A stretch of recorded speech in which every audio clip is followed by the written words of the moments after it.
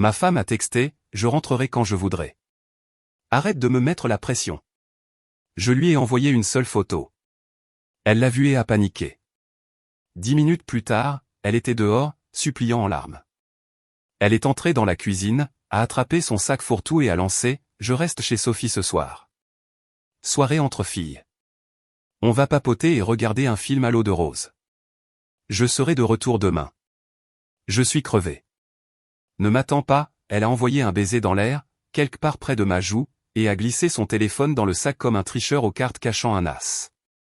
Aucune question, aucune vérification de notre emploi du temps, juste un simple avis tamponné en travers de ma soirée. J'avais des steaks qui dégelaient sur le comptoir. J'avais planifié cette soirée pour nous. Dans une autre vie, peut-être. Si j'avais su où cette phrase allait nous mener, j'aurais commencé à faire mes valises à cette seconde même. J'ai remis les steaks au réfrigérateur, j'ai avancé l'horloge du four de 2 heures parce qu'elle clignotait sur 12 heures, depuis une semaine, et j'ai rincé la planche à découper. Les petites remises à zéro me calmaient. Puis j'ai sorti mon téléphone et j'ai arrêté de jouer à notre vieux jeu. Fini le rendez-vous du jeudi soir par défaut.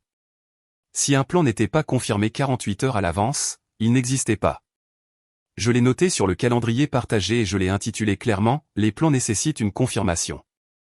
Sinon confirmé, égale soirée libre. Elle le verrait. Elle l'ignorerait. Ce n'était pas grave. Je ne fais pas des expériences pour attirer l'attention. Pendant que j'y étais, j'ai texté Vincent et Bastien. Changement de plan. Ma maison est dispo. Apportez des cartes. Vincent a envoyé un pouce en l'air. Bastien a envoyé une émoticône d'haussement d'épaule. Non, c'est toi qui paies la pizza? J'ai répondu, je ferai des grillades. Apportez votre appétit et baissez vos attentes. Quand ils sont arrivés, la maison sentait l'ail rôti et le calme. Vincent a jeté sa veste sur une chaise. Où est son Altesse? Parti apprendre les secrets de la vie devant une comédie romantique, encore une fois. Apparemment, il y a toujours plus à découvrir. Bastien a jeté un œil dans le frigo. Des steaks pour 3? 2, ai-je dit. Et le petit déjeuner pour 1. Il a gloussé. Tu gères ça comme un comptable. L'ordre l'emporte sur le chaos. Nous avons mangé, parlé du week-end, du marché, du bateau cassé d'un copain. Vers 21 heures, mon téléphone s'est allumé. Une photo d'Élodie, des verres de vin, des pantalons de pyjama, des pieds sur une table basse. 3 femmes que je connaissais à peine. Légende, tu vois, soirée fille. J'ai posé le téléphone face contre table. Vincent m'a observé. Ça va? Ça va. On dirait que tu essaies de lire le code des impôts à minuit. Je ne suis pas son gardien, ai-je dit. Je ne cours pas après elle. J'ai fixé une règle. On verra si elle la remarque. Il a distribué les cartes. Elle l'a remarqué. Elle préfère juste te voir tourner en rond. J'ai haussé les épaules. Je ne tournais pas en rond. Je descendais du manège. Quand ils sont partis, j'ai tout fermé à clé et j'ai dormi comme un homme qui pouvait entendre ses propres pensées pour une fois. Le lendemain matin, Élodie a débarqué vers 10 heures avec un café qu'elle n'a pas offert et un rire que je ne reconnaissais pas, coiffure parfaite. Pas une trace d'une longue nuit, sauf dans le ton. Tu n'as pas texté, a-t-elle dit en posant son sac près de la porte. Tu ne me l'as pas demandé.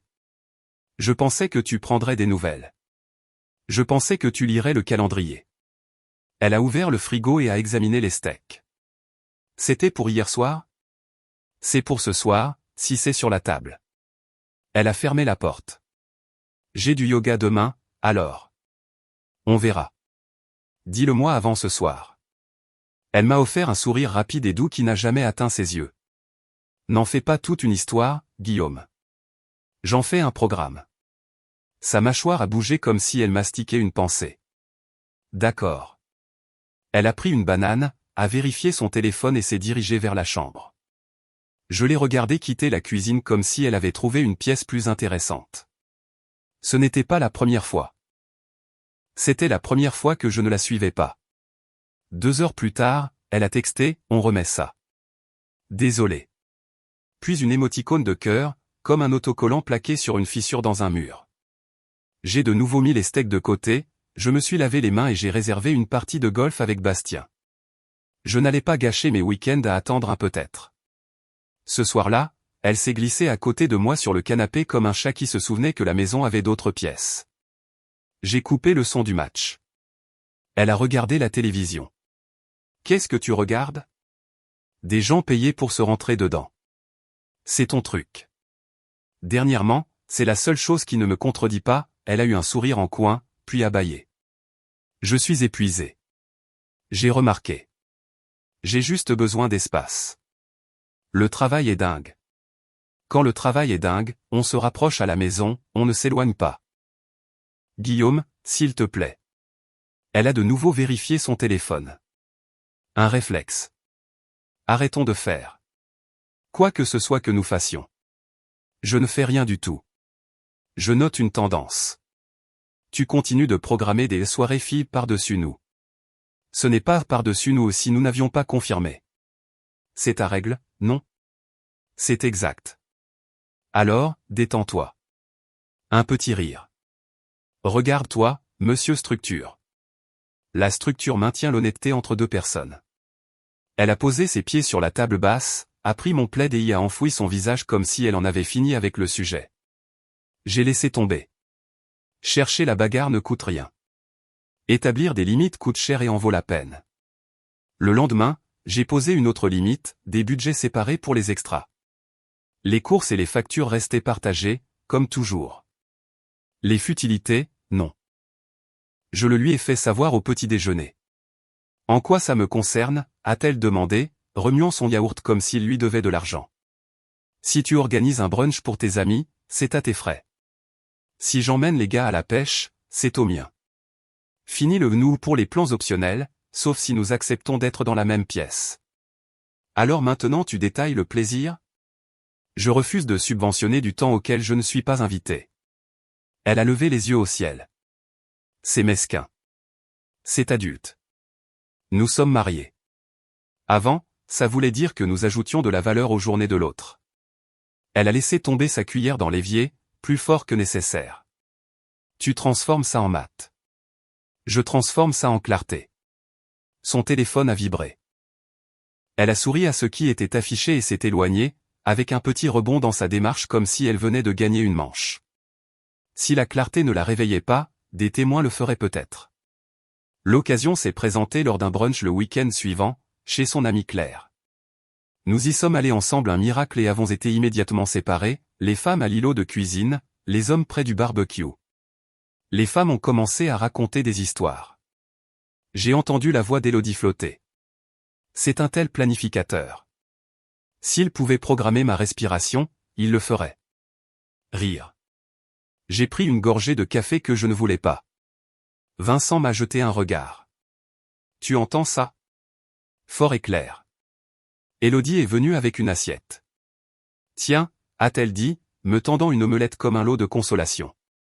Ne t'inquiète pas, ce n'était pas au calendrier. Je l'ai laissé tomber sur l'assiette en carton et j'ai gardé ma voix égale. Mignon. Claire a ri. Il est bon joueur. J'ai regardé Élodie, pas Claire. Tu sais qu'il y a un moyen facile d'éviter cette blague. Quoi? Arrêter d'avoir des amis? Arrêtez de m'utiliser comme matériel. Détends-toi. Non. J'ai posé l'assiette, intacte. Voici comment ça va se passer. Tu refais ça devant des gens, je pars. Proprement. Sans scène. Je ne resterai pas là à subir ça. La table est devenue juste assez silencieuse. Élodie a jeté un regard aux femmes, puis à moi. Tu réagis de manière excessive.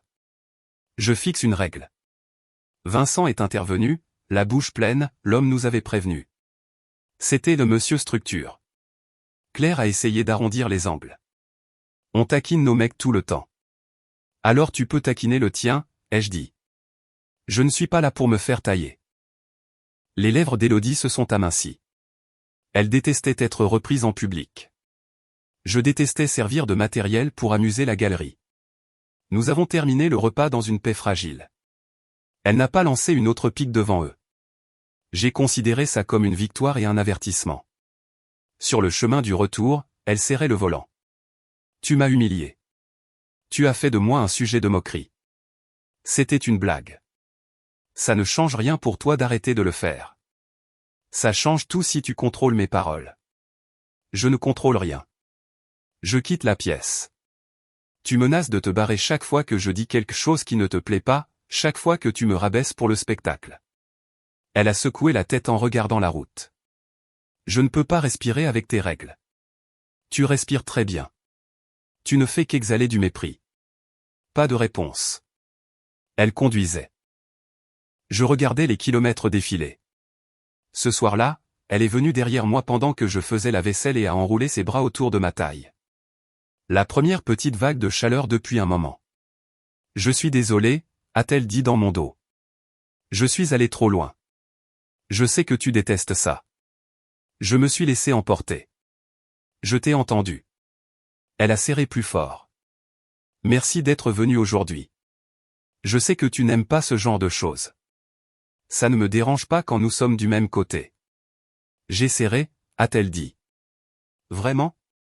Je me suis retourné, j'ai scruté son visage. Les excuses semblaient sincères. J'ai hoché la tête une fois. D'accord. Elle a souri, m'a embrassé avec précaution, puis a changé de sujet pour parler de ma semaine, a posé des questions sur mon projet, a même proposé de faire les courses. La première pluie fine après une longue sécheresse. Je l'ai laissé tomber sur moi mais je n'ai pas construit de barrage pour la retenir. L'ancien moi aurait fondu. Le nouveau moi gardait ses distances. Après avoir mangé, elle a prétexté un mal de tête et est allée se coucher tôt. Au milieu de la semaine, nous étions revenus aux habituelles soirées tardives et aux explications vagues.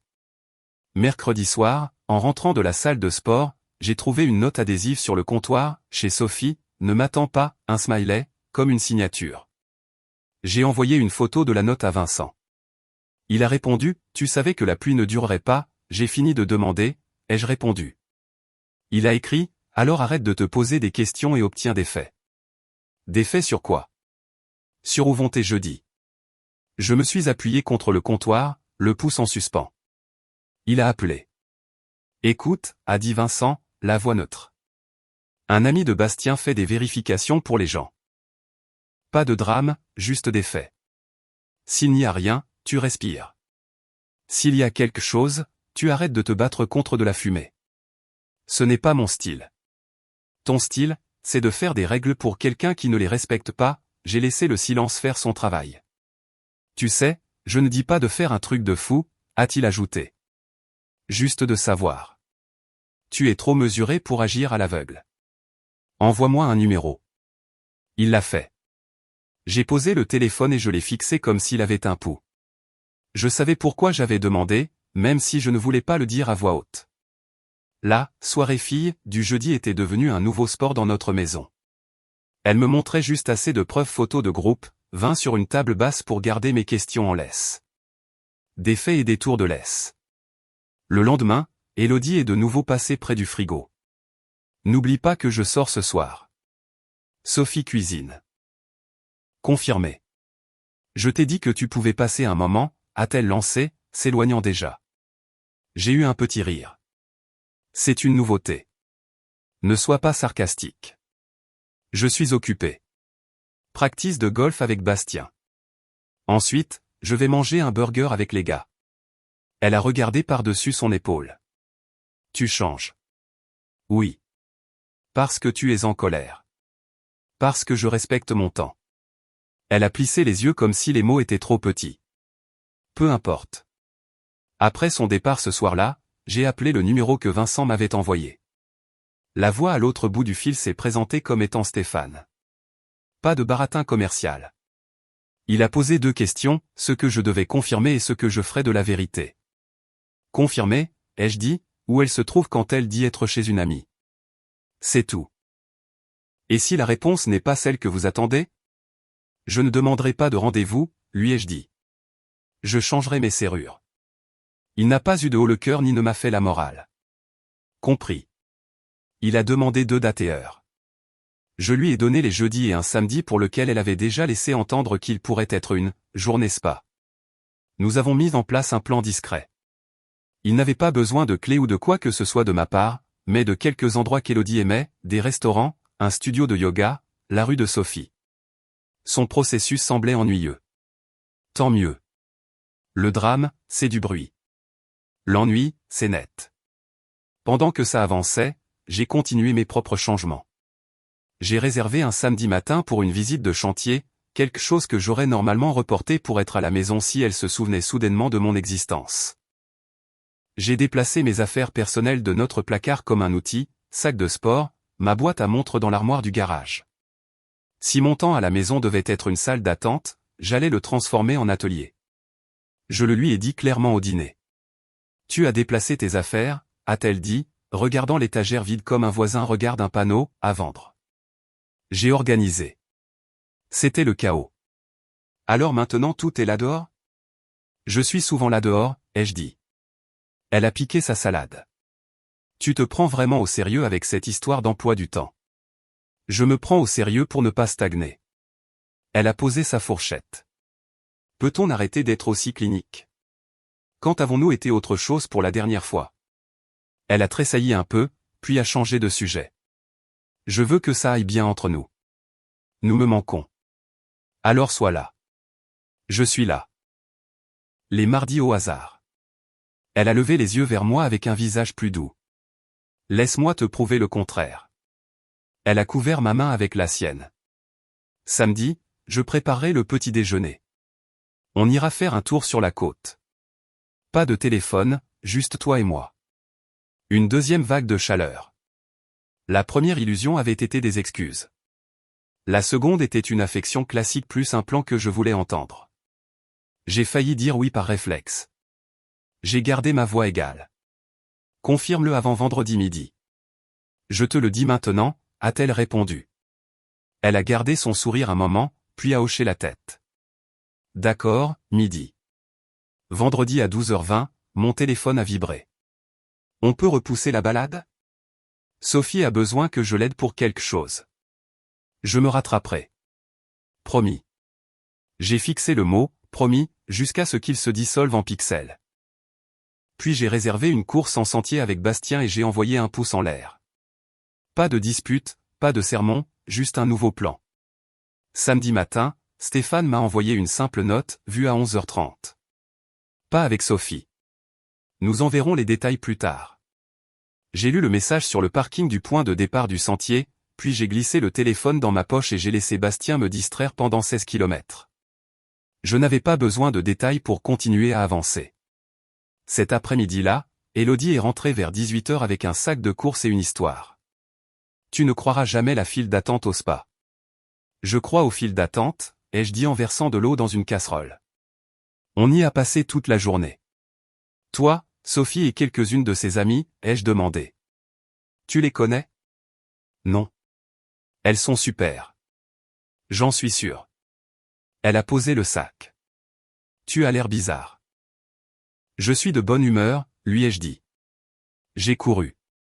J'ai un steak qui refuse d'être gaspillé, et la maison est calme. Elle a croisé les bras. Tu es glacial. Je suis factuel. Très bien, sois factuel. Veux-tu toujours faire cette balade demain? Non. Tu avais dit si je confirmais. Tu n'as pas confirmé. Elle a soutenu mon regard pendant 3 secondes complètes, puis a attrapé son sac et a quitté la cuisine comme si les murs l'avaient poussé dehors. La semaine suivante, elle a ajusté sa tactique. Mercredi soir extra doux. Elle a pointé le nez dans mon bureau pendant que je terminais un appel, a posé une assiette de fruits coupés comme si j'étais à l'hôpital et s'est appuyée contre le cadre de la porte. Comment va le projet? A-t-elle demandé. Il avance. Tu es bon pour ça. Merci. Je le pense. Tu es stable. Tout le monde te fait confiance. Je me fais confiance. Elle est entrée. Je veux prendre mon vendredi et faire quelque chose avec toi. J'ai déjà posé ma journée. Alors demande-moi. Elle a eu un petit sourire. Veux-tu aller au lac avec moi? Juste nous deux. J'ai fermé mon ordinateur portable. Tu veux de l'honnêteté? Toujours. Ça ressemble à une offrande de paix avant une fin de soirée tardive. Son sourire s'est refroidi. Tu penses que je ne veux pas être avec toi? Je pense que tu veux que les choses restent comme elles sont. Tu aimes la nouvelle énergie. Tu aimes la maison quand tu veux te reposer. Tu veux les deux. C'est injuste. C'est exact. Elle m'a étudié. Tu me repousses avec cette attitude. Je m'écarte du chemin de tes choix. Elle a dégluti, puis a essayé une autre approche. Nos rires d'avant me manquent. Alors arrête de jouer à des jeux, ai-je dit. Elle ne l'a pas fait. Vendredi s'est transformé en « verre avec l'équipe ». Puis, on ne restera pas longtemps. Puis, je serai de retour pour 22 heures. À 23 heures, elle a texté « Je reste chez Sophie ». Ne m'attends pas, je ne l'ai pas attendu. Dimanche après-midi, les voisins organisaient un barbecue. J'y suis allé seul. Élodie est arrivée en retard, coiffure parfaite, téléphone collé à la main. Elle a parcouru le jardin comme une politicienne, a souri à Madame Durand, a ri avec Christophe d'en bas de la rue et a serré dans ses bras deux mères que je ne l'avais jamais vu étreindre auparavant. Quand elle est arrivée à moi, elle m'a pressé l'épaule comme un geste de relation publique. Salut, l'étranger. Salut. Ne sois pas grincheux. Je suis plein de soleil. Elle a eu un sourire en coin, puis a regardé un texto et a ri. Sophie m'envoie des mèmes. Tu les détesterais. Je ne déteste rien. Je le filtre. Elle s'est rapprochée. La femme de Christophe dit que nous devrions aller à cet atelier pour couple qu'ils ont fait. Ça les a sauvés. Je ne suis pas un atelier que tu répares avec des fiches de travail. Elle a reniflé. Tu as raison. Tu es plus coriace que des documents plastifiés. Correct. Elle m'a tapoté la poitrine avec deux doigts. Détends-toi, Guillaume. J'ai regardé sa main jusqu'à ce qu'elle la retire. Arrête d'essayer d'obtenir une réaction. Tu es impossible. Madame Durand s'est approchée avec un plateau de maïs. Vous deux, ça va, a-t-elle demandé, gentille et directe. Nous ne sommes pas d'accord sur le divertissement, ai-je dit. Élodie a souri comme si tout cela n'était qu'un spectacle. Il pense que les emplois du temps sont romantiques. Je pense que le respect l'est, ai-je dit. Madame Durand a haussé les sourcils et s'est retirée poliment. Élodie a reculé d'un pas. Si tu comptes faire de moi la méchante, a-t-elle dit à voix basse, choisis au moins un meilleur public. Je ne fais rien du tout. Je refuse un script. Elle a soupiré. Très bien, je m'en vais. Tu viens d'arriver. J'ai promis à Sophie de l'aider pour quelque chose. Tu as un talent pour les promesses. Elle a pointé l'air avec son téléphone. Ça ne marche pas parce que tu m'étouffes. Je suis à peine dans la pièce. Exactement. C'est fait exprès. Elle a fixé son regard, puis s'est retournée et est partie sans dire au revoir à personne. Les gens ont remarqué. Les regards ont suivi. Je les ai laissés faire. Les témoins rendent le déni coûteux. Ce jeudi-là, l'échec et mat est arrivé. J'étais à la maison en train de finir un rapport quand le texto de Stéphane est arrivé. D'abord, les mots « Votre contact de 19h n'est pas chez son ami ». Elle est au central, banquette du coin avec un homme, milieu de la trentaine. Envoie photo. Puis la photo, elle penchée, riant, la main sur la table près de son téléphone. Tous deux avec ce langage corporel que les inconnus n'utilisent pas. J'ai eu la tête en feu pendant une seconde. J'ai posé le téléphone sur le comptoir, j'ai respiré et je l'ai repris. L'ancien moi aurait appelé, exigé, négocié. L'homme debout dans ma cuisine a choisi une autre voie. J'ai tapé une phrase que je n'aurais jamais pensé envoyer dans ma propre maison. Où es-tu ? Elle a répondu en moins d'une minute. Arrête de me pousser. Je rentrerai quand je voudrai. J'ai lu ça 2 fois. L'arrogance de cette phrase m'a dégrisé comme une douche froide. J'ai fait défiler vers le haut jusqu'à la photo, je l'ai enregistrée et je l'ai transférée à ma propre adresse email. L'effet verrouille les portes plus vite que la rage. Puis j'ai ouvert le placard du couloir et j'ai sorti le nouveau verrou que j'avais acheté la semaine précédente et que je n'avais jamais installé parce qu'une partie de moi croyait encore que je n'en aurais pas besoin. J'ai pris ma perceuse dans le garage et je me suis mis au travail. Ça a pris 10 minutes. Métal, vis, alignement, déclic. Ensuite, j'ai pris 2 sacs poubelles de cuisine et je les ai remplis de ces affaires essentielles évidentes, articles de toilette, quelques changements de vêtements, chargeurs. Je les ai empilés près de la porte. Je ne jetais pas sa vie dehors, je limitais l'accès. Je lui ai de nouveau texté. Comme tu le souhaites. Puis, mais tu ne rentreras pas dans cette maison. J'ai joint la photo que Stéphane avait envoyée. Les 3 petits points sont apparus, ont disparu, puis sont réapparus. 10 minutes plus tard, sa voiture est arrivée dans l'allée comme si les pneus voulaient protester.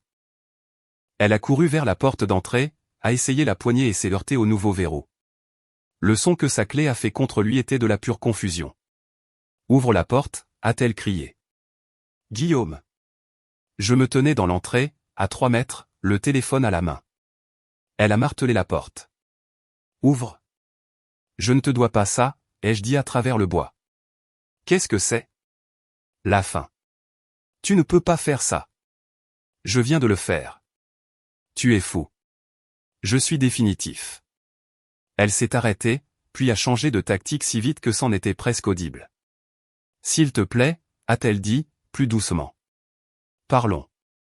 Parler, c'est ce qu'on a fait pendant que tu faisais des tours ailleurs. Tu ne sais pas ce que tu penses savoir. Je lui ai de nouveau envoyé la photo.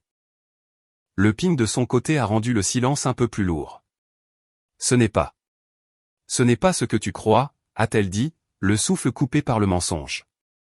Tu n'es pas doué pour ça, ai-je répondu. Et plus important encore, je ne joue pas, Guillaume, s'il te plaît, on peut surmonter ça. Pas avec moi. Tu mets fin à notre mariage pour une seule photo? J'y ai mis fin quand le respect est mort. La photo, c'est ta signature sur l'acte. Une voiture a ralenti. Des lumières dans les fenêtres des voisins ont bougé. Une porte s'est ouverte de l'autre côté de la rue.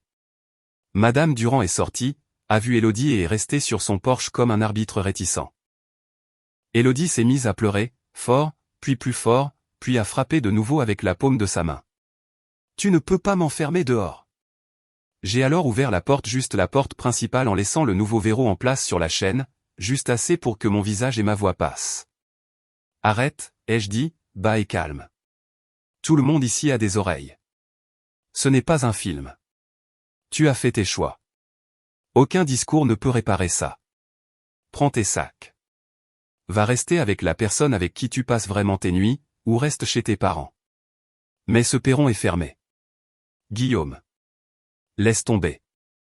Madame Durand s'est éclaircie la gorge doucement. Est-ce que tout va? C'est réglé, lui ai-je dit. Désolé pour le bruit. Élodie a tendu la main vers la porte. J'ai refermé les quelques centimètres d'ouverture et j'ai laissé sa main frapper le bois. Ne fais pas ça, ai-je dit. Tu as perdu le droit d'entrer dans ma maison sans ma permission. C'est aussi ma maison. C'était, ai-je répondu. J'ai attrapé les 2 sacs, j'ai ouvert complètement la porte, je les ai posés sur le paillasson et j'ai reculé. Prends ça. Quitte mon Porsche. C'est fini. Tu ne peux pas simplement m'effacer. Je n'efface pas. Je finalise. J'ai fait une erreur, a-t-elle dit en bafouillant. C'était stupide. Tu as fait beaucoup de choix délibérés. Ne les dégrade pas en erreurs maladroites maintenant que la facture est due. Elle a regardé les voisins, les fenêtres sombres, moi, les sacs. On peut parler demain. Non. Je t'appellerai. Je te bloquerai. Elle a dégluti. S'il te plaît. J'ai choisi ma dernière phrase avec soin, non pas pour le drame, mais pour la conclusion. Tu as passé notre mariage à agir comme si j'étais optionnel. Maintenant, c'est moi qui me désengage. Elle est restée là, petite et coincée, puis a attrapé les sacs et s'est dirigée vers sa voiture. Elle a sifflé quelque chose que je n'ai pas compris. Je l'ai regardée s'éloigner en voiture. J'ai fermé la porte. Puis j'ai tourné le nouveau verrou, comme un point final à la fin d'une phrase qui s'était enfin terminée. Le lendemain matin, j'ai déposé la demande de divorce. Pas de discours, pas de négociation. Les papiers avancent plus vite quand une personne a tourné la page et que l'autre n'a aucun argument. Nous ne nous sommes disputés pour rien. Nous n'avions pas d'enfants. Nous avions gardé nos finances propres, et ma patience avait une date d'expiration. Tout s'est déroulé rapidement. Elle n'a obtenu aucun des extras qu'elle avait tenus pour acquis. Elle est retournée vivre chez ses parents, à 2 villes de là. Je le sais parce que les appels ont continué pendant un certain temps. Je n'ai pas répondu. Elle a cessé de se présenter en personne après la scène sur le porche. Ça a changé la donne pour elle. Je ne suis pas devenu un saint après ça. Je suis devenu un homme avec un calendrier clair. J'ai commencé à dire oui à mes amis, à des voyages que j'avais reportés. Je suis allé pêcher à la mouche avec Vincent et Bastien en Ardèche, j'ai dormi sur un lit d'appoint dans un chalet qui sentait le bois et le café, et j'ai ri trop fort à des blagues stupides parce que personne dans cette pièce ne tenait les comptes. J'ai repris le VTT le week-end. J'ai fait de longues balades tranquilles sur la côte, sans personne à côté de moi pour changer de station de radio. J'ai appris que je dors mieux dans une maison où mes règles sont les seules règles. Je ne me suis pas lancé dans une nouvelle relation. Je n'ai pas transformé ma vie en sermon. J'ai vécu. J'ai réparé des choses chez moi. J'ai dit non aux apéros qui ressemblaient à des obligations et oui aux matins de bonne heure qui me donnaient l'impression de tenir à nouveau le volant. De temps en temps, je reçois encore un texto d'un numéro local inconnu. C'est un paragraphe sans signature ou une photo d'un ciel qui ressemble à n'importe quel autre ciel. Je ne réponds jamais. Ce n'est pas de la cruauté. C'est de la cohérence. J'ai dit mes derniers mots sur le porche. Rien après cela n'a d'importance. Les gens me demandent ce que je dirais au gars que j'étais il y a 6 mois. Le voici. Simple, pas romantique, et juste, quand quelqu'un vous dit qu'il est trop occupé pour vous tout en trouvant du temps pour tout le reste, croyez-le. Ensuite, agissez comme un homme dont le temps a de la valeur. Ne criez pas. Ne suppliez pas. N'expliquez pas 2 fois. Changez les serrures. Les steaks? Je les ai finalement cuisinés. Bastien a dit qu'ils étaient parfaits. Vincent a dit qu'ils étaient trop cuits et en a volé une 2e portion. Quoi qu'il en soit, nous avons ri. Nous avons fait un désordre que ça ne me dérangeait pas de nettoyer. J'ai regardé ma cuisine et j'ai réalisé que c'était la première fois depuis longtemps que la maison me semblait être un foyer. C'est la partie que personne ne vous dit. La paix, ce n'est pas un discours. La paix, c'est un verrou qui fait un seul déclic et n'a pas besoin d'être expliqué.